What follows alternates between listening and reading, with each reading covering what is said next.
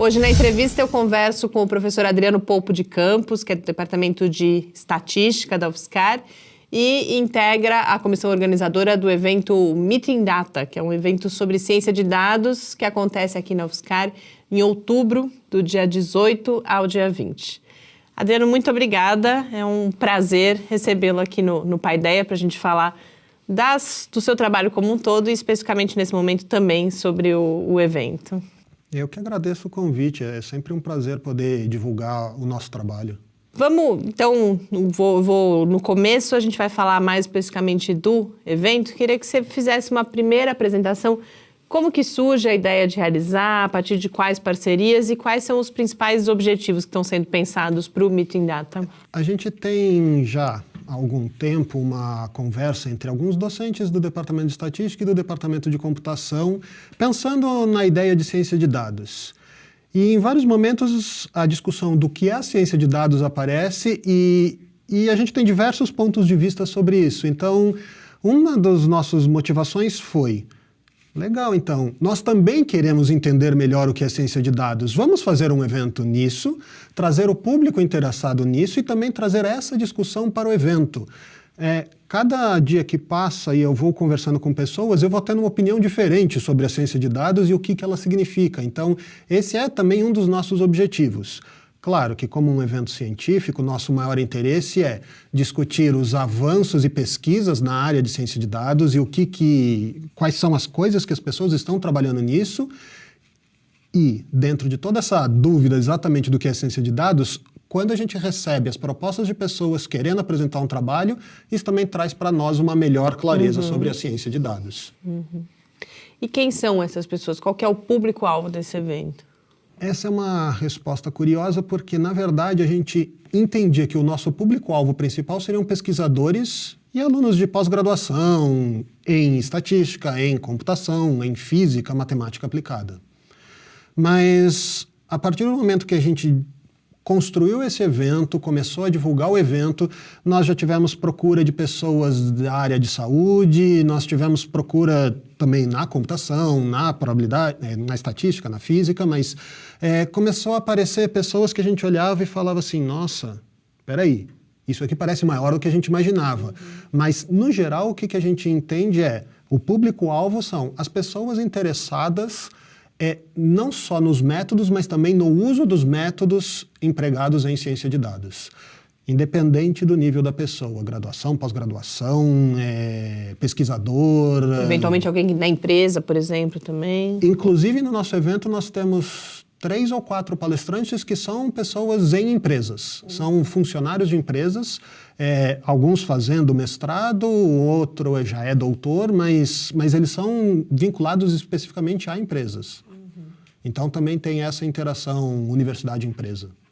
O grande desafio que muitas vezes surge, né, como você mesmo está dizendo, o que é ciência de dados, os próprios pesquisadores ainda não construíram, né, uma percepção desse campo, mas a gente vive o tempo todo ouvindo falar, né, que os nossos dados estão sendo olhados pelo Facebook, entre outras coisas. Então, por trás disso, há alguém olhando a nossa vida atualmente, há alguém olhando os nossos dados e fazendo indicações, propostas, etc. É alguma coisa desse tipo que envolve esse objetivo que vocês estão trabalhando nessa questão de mineração de informações? Também, não exclusivamente. Eu diria que uma parte importante, né? As respostas que eu dou aqui são segundo a minha opinião, então certamente outras perguntas, eu tenho certeza que pessoas responderiam a mesma coisa de forma completamente diferente. No meu ponto de vista, as questões de análise de dados em dados de internet, de Facebook, nem é a parte maior da ciência de dados, é uma das possibilidades. Então, nós teremos discussão sobre esse tipo de informação.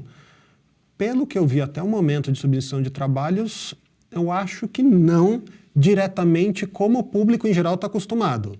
Mas sim, cada dia mais tem empresas tentando descobrir como tornar... Porque tem uma diferença, uma coisa é o dado e outra coisa é a informação relacionada a ele. Então, eu até posso ter o dado, mas eu consigo gerar a informação dele. Os dados de Facebook, imensos. Facebook, Instagram, Twitter, todas as mídias sociais, mas como é que eu extraio aquilo e transformo isso numa informação útil para mim? Seja ela de crédito, de marketing, inclusive tem casos até de epidemiológicos, onde você busca informação epidemiológica via Twitter. Só pelo fato das pessoas estarem falando das doenças nas localidades, você começa a entender, opa, aqui tem um problema epidemiológico, então tem uma diversidade muito grande por trás disso e possível de ser explorada. E quais são as outras, então, áreas que você vê como importantes, que as pessoas têm falado como sendo ciência de dados hoje em dia? Tem uma área muito grande em neuroimagem e análise de imagens que tem se desenvolvido muito. Atualmente a gente já tem modelos bem interessantes, por exemplo, para reconhecimento de sentimento baseado em imagem. Você apresenta uma foto de uma pessoa e, via um sistema, um algoritmo, e nessa foto você consegue descrever com uma qualidade muito boa se essa pessoa estava feliz, triste, angustiada, alguns sentimentos. Tem se tentado levar isso para sentimento em voz, ou seja, a partir do áudio de uma pessoa, como ela está se sentindo. Uma aplicação dessa, no meu ponto de vista bem direta, é o atendimento de telemarketing. Se você consegue identificar quando essa pessoa sai de um comportamento feliz, então você pode treinar o seu atendente a usar as palavras, a usar os modos que mantêm a pessoa feliz, consequentemente feliz com a empresa, feliz com o produto, melhor para a imagem. Mas como é que você garante isso? Porque a entonação de voz, a forma como cada um fala, é incrível que nesse caso é até mais complicado do que reconhecimento de imagem. Uma outra coisa que, pelo menos para mim, foi extremamente divertida, sobre um ponto de vista, recentemente eu fui ao dentista e ele fez uma radiografia panorâmica. Normal, né? Mas a hora que ele me mostra a imagem dessa radiografia panorâmica, e é uma radiografia, no computador era uma imagem em 3 dimensões do meu crânio, com todos os dentes colorida. Aí eu olhei para aquilo e eu falei, nossa, agora até eu estou assustado. A gente já chegou em pontos que eu pensava, eu só conseguia isso com uma ressonância, com uma tomografia. A gente já consegue, via cortes de radiografia, reconstruir uma imagem com uma qualidade impressionante. Nesse caso do dentista, triste para mim que eu tive que fazer um canal, mas... então você tem desde problemas de neuroimagem como problemas mais corriqueiros que a maioria das pessoas não conhecem, mas elas são influenciadas por isso que análise de crédito, concessão, taxa de juros, seguro de carros, como que eles são precificados, as que estão mais em moda hoje, que são as questões de Facebook ou na lista, quando você faz uma busca em sites de pesquisa, como Google, Yahoo, Bing, por que aquela lista é daquela forma? Sites de filmes hoje que estão cada vez mais comuns, de streaming, Netflix, Amazon Prime, por que aquela ordem aparece, ou o YouTube. Então, todos eles têm por trás, de alguma forma, algoritmo. Agora até eu perdi a palavra, desculpa. Mas que pode ser associado à ciência de dados. Então... Você falava das imagens, há um desafio, por exemplo, para quem trabalha, os médicos, fazerem a análise de imagens, né, dessas ressonâncias, assim, é uma coisa que ainda é muito subjetiva, né? Ainda você precisa do médico olhando aquela imagem, com a sua experiência, etc., identificar, e ainda é difícil fazer essas coisas mais quantificadas, né? Então, a ciência de dados, nesse sentido, ela ajuda a não somente interpretações qualitativas, mas também quantitativas de informações? Não sei exatamente se eu consigo responder de uma forma precisa, mas eu vou dizer um exemplo que eu vi de reconhecimentos de imagem tridimensional de cérebros, onde a ideia principal era a busca de tumores cerebrais. O que acontece? Quando você põe essa imagem e coloca um médico, ele demora muito tempo olhando para a imagem para identificar, e nem sempre consegue identificar tudo. Mas, a partir de, acho que 10 pessoas cadastradas, onde foram marcados exatamente os pontos de tumor naquela imagem, foi construído um modelo baseado nessas imagens para, em novos pacientes, tentar prever posições de tumor. Ou seja, o algoritmo ele não vai te dizer se tem ou não um tumor, mas ele vai dizer para o médico, você não precisa olhar a imagem inteira, foca nesse pedaço, confirma se aqui você realmente tem. Então, o que você acaba conseguindo, às vezes, não necessariamente você resolve o problema de forma perfeita dizendo está aqui, mas você consegue simplificar muito para o humano dizendo regiões de busca. E às vezes em regiões que talvez o humano antes nem procurava, agora, não, dá uma... peraí, aqui tem alguma coisa interessante, deixa eu investigar melhor. Então, o avanço, ele é rápido, mas ele ainda não é na solução completa. Você tem vários tipos de possibilidades de pensar e entender, ou até o que é que você está buscando de fato. A gente falou de várias áreas de aplicação até aqui. Eu queria que a gente olhasse para o outro lado, que é o lugar onde a ciência de dados, de certa forma, é produzida. Você mesmo começou falando dessa aproximação entre professores do Departamento de Estatística e do Departamento de Computação aqui da UFSCar. Como que é um campo necessariamente multidisciplinar? Imagino que a estatística e a computação sejam aí áreas prioritárias que estão trabalhando nisso. E como que se dá esse trabalho? Como é esse diálogo, por exemplo, entre pessoas de áreas diferentes produzindo conhecimento e aplicações na área da ciência de dados? Eu vou pensar um pouco agora, talvez, a história da ciência de dados. Provavelmente a primeira vez que esse termo foi usado foi na década de 60.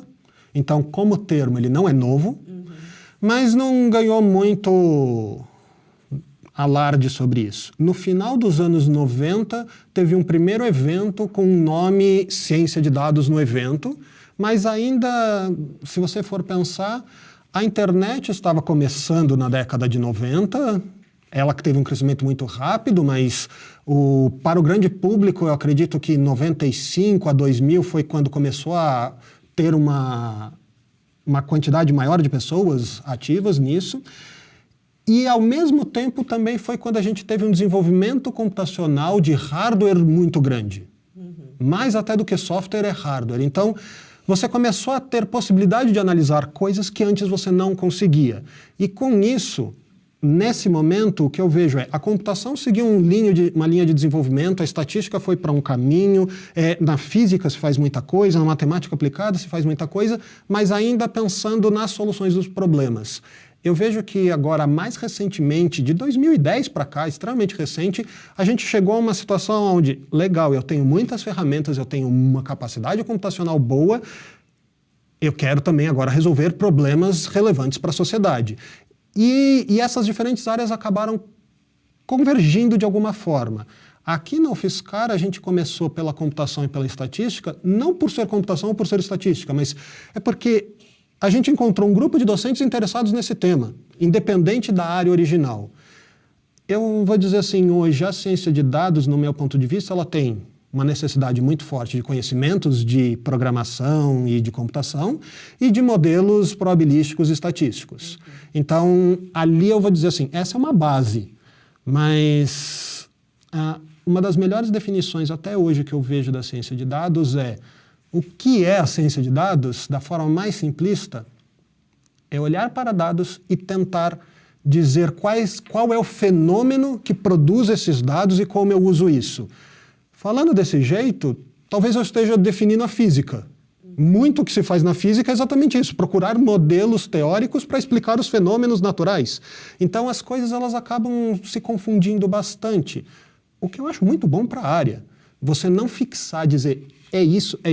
Não, vamos todos trabalhar em conjunto.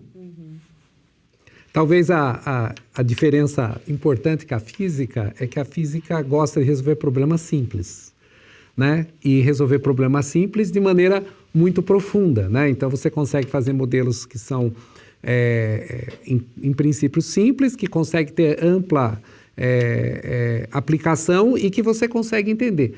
Com o potencial, como se falou, de computação e de dados, você consegue, então, agora partir para problemas muito mais complexos, porque você consegue ter muito mais informações e você consegue resolvê-los, digamos, muitos deles, na força bruta, né? Com uma quantidade grande de dados, né? Então, eu acho que, como você falou, é bastante interessante, é muito próximo mesmo essa ligação entre as duas formas, mas com alguns approaches diferentes. Sim, mas eu acho que essa é a grande discussão e a grande dificuldade que eu vejo como uma coisa boa de definir a ciência de dados e cada vez mais eu penso, Será que a gente precisa de fato ter uma clareza bem definida?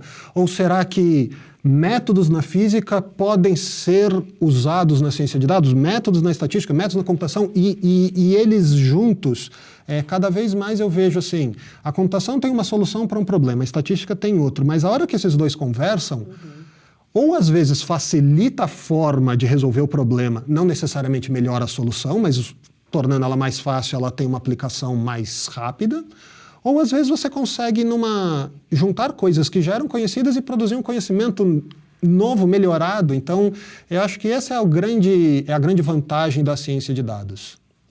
E eu percebi, preparando a entrevista, me parece que a ciência de dados, esse trabalho com ciência de dados é algo que é novo para você também, na sua trajetória de pesquisa. Você tem várias outras coisas específicas da estatística com as quais você trabalhava e agora está envolvido com a organização do evento, com esse grupo, começando a pensar na ciência de dados. Como que para você surgiu esse interesse, começou esse trabalho? Essa é até, assim, fazendo referência a alguns outros casos novamente. Tem vários estatísticos que definem a ciência de dados como uma forma moderna de chamar a estatística. Eu acho que no caso em particular da estatística e a ciência de dados, a confusão para os estatísticos é ainda maior. Porque o objetivo de estatística é uma análise de dados, é a construção de algo baseado nos dados. Mas não foi a mesma coisa que eu falei da ciência de dados? Então, eu digo que no meu caso foi ou é até natural. E hoje eu digo assim, eu não sei nem dizer se o que eu fazia era estatística ou se o que eu fazia era ciência de dados. Porque as coisas elas se confundem ou elas são as mesmas de uma forma extremamente natural. Então, foi um caminho extremamente simples no meu caso. É algo que, isso aqui é interessante. E dentro da estatística você começa a ver, poxa, mas eu acho que eu consigo contribuir aqui. E uma das coisas importantes, pelo menos no meu ponto de vista, eu posso desenvolver muito trabalho teórico, ficar e resolver vários problemas, mas a estatística por si só, na minha opinião, ela demanda alguém com um problema real, um médico ou um biólogo ou um engenheiro. Então, as duas coisas juntas é que me agrada mais. E aí, quando veio a ciência de dados, eu falei, tô ali, né? E foi bem natural. E no Brasil, como que a gente está, tanto em termos de produção de conhecimento, então, nas universidades, nos institutos de pesquisa, se já há grupos consolidados, são vários, são poucos, mas também já no uso de soluções que são provenientes da ciência de dados? Essa é uma resposta um pouco mais difícil, porque a gente teve um movimento muito grande na ciência de dados no mundo na última década. Alguns departamentos de estatística mudaram o nome para Departamento de Estatística e Ciência de Dados, alguns departamentos importantes de universidades famosas, não só nos Estados Unidos, como também no Reino Unido e na Europa. Aqui no Brasil, ou de uma forma geral, a ciência de dados ela ganhou mais força dentro da computação ou do machine learning, aprendizado de máquinas. Aqui no Brasil, a gente tem, na minha impressão atual, um movimento maior na computação, mas ainda como algo da área de computação. Então, a gente começa a ter, por exemplo, no evento nós temos um convidado, o Alexandre, que trabalha no hospital em São Paulo, no hospital da USP, que está usando machine learning em problemas médicos, em problemas epidemiológicos. Então, assim, essas pessoas talvez a gente já tem uma massa muito grande de pessoas fazendo, mas que elas ainda não se conhecem, elas ainda não estão constituídas como grupo. Então, definir exatamente no Brasil o nosso cenário hoje, eu diria para você, ele está mais ligado dentro dos programas de computação e pessoas na computação fazendo, em geral. Agora, eu imagino que em mais 4, 5 anos esse cenário vai mudar bastante. Tem um pessoal na Universidade da Bahia, na Federal da Bahia, desenvolvendo ciência de dados já dentro de um departamento de estatística. Então, eu acho que isso vai se permear nos diversos departamentos rapidamente. Então, porque há aí você pode nos esclarecer, fala-se muito de Big Data, né? Ciência de dados é Big Data ou Big Data é uma parte da ciência de dados? Aí, de novo, uma certa controvérsia com um problema de definição do que é Big Data. Eu trabalhei com um problema onde a minha população-alvo eram de 10 pessoas, mas era considerado um problema de Big Data. Por quê? Eu tinha 10 pessoas e 1,5 milhão de variáveis de cada uma delas. Então, a solução de Big Data agora a quantidade de dados que eu tenho, na verdade, é muito pequena, porque eu tenho muitas variáveis para cada uma dessas pessoas. Como é que eu lido com isso? É uma forma de você pensar Big Data. A outra forma de pensar, por exemplo, Big Data, que em geral o pessoal de estatística diz, você tem dados e dados e mais dados de muitas pessoas, tabelas de dados imensas, arquivos gigantescos de dados, e aquilo te traz uma complicação não de método de análise. O método de análise é até conhecido, só que ele não é aplicável por problemas matemáticos, soluções computacionais, a gente não consegue resolver. Eu sei a solução, teoricamente, mas eu não consigo aplicar. Então, isso vai depender muito. O que eu vejo Big Data é uma das possíveis áreas a serem abordadas dentro da ciência de dados, mas por outras áreas também. Então, podem ter diversas soluções. Eu não acho que seja uma é o outro é o... São formas diferentes de pensar, não de pensar, mas de olhar para o problema. E métodos de ciência de dados também podem olhar para problemas de Big Data, certamente. Quando a gente fala de dados, a gente começou lá atrás falando de Facebook, de Google, da obtenção desses dados, da utilização desses dados. Uma discussão muito presente hoje é a questão da segurança da informação e também do sigilo de dados pessoais e as duas coisas em relação. As pessoas que estão pensando em ciência de dados ou o grupo de vocês, quando vocês preparam, por exemplo, o evento, essa é uma discussão presente? Ela é presente no nosso trabalho, mas dizer que... Eu vou dizer, até o momento eu diria que nós ainda não estamos exatamente pensando na segurança de dados, não que não nos preocupa, na verdade, assim, quando eu falo não estamos pensando na segurança de dados, não estamos hoje pensando em problemas de solução de segurança de dados. Mas como preocupação está presente. Mas certamente na computação você tem uma área inteira de criptografia que é utilizada para garantir seguranças de informação. Agora, uma coisa que é presente no evento, por exemplo, eu tenho alguns problemas com conjuntos de dados reais que eu não posso falar. Eu tenho a informação ou mesmo na própria construção do problema, você sabe assim, por questões legais, a informação da pessoa está aqui. Eu sei qual é, mas eu não posso usar porque uma coisa assim, eu posso consultar a informação, mas eu não posso incluir essa informação no meu modelo.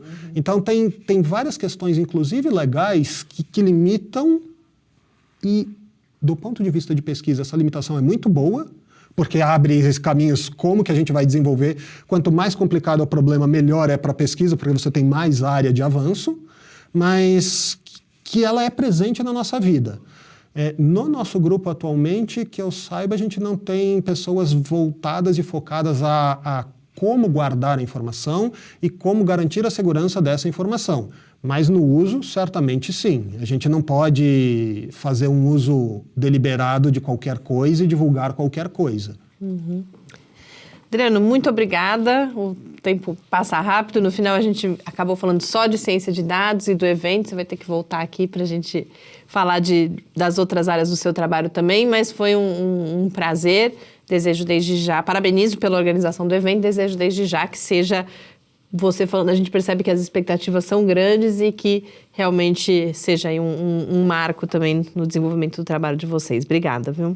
Agradeço o convite, agradeço a presença. Tenho que só fazer um comentário para não esquecer que o próprio evento a gente também conta com o apoio da Serasa Experian na organização e no patrocínio do evento, o que também é muito interessante para nós, afinal, empresas estão interessadas nisso. Então, agradeço e certamente estou à disposição para mais quantas entrevistas vocês acharem pertinentes. Obrigada. E com isso, então, a gente encerra esse Paideia. Eu hoje conversei com o Adriano Polpo de Campos, que é professor do Departamento de Estatística da UFSCar, sobre o Meeting Data, que é um evento sobre ciência de dados que acontece aqui na UFSCar de 18 a 20 de outubro. Para quem quiser saber mais, o site do evento é o www.datascience.ufscar.br/meetingdata. Então, a gente volta com o Paideia na próxima terça-feira, às 8 horas da noite. Enquanto isso, você pode acompanhar o Lab no Facebook, no Twitter, ou falar com a gente pelo e-mail cliqueciência@ufscar.br. Muito boa noite. Uma boa noite a todos. Boa noite, obrigado.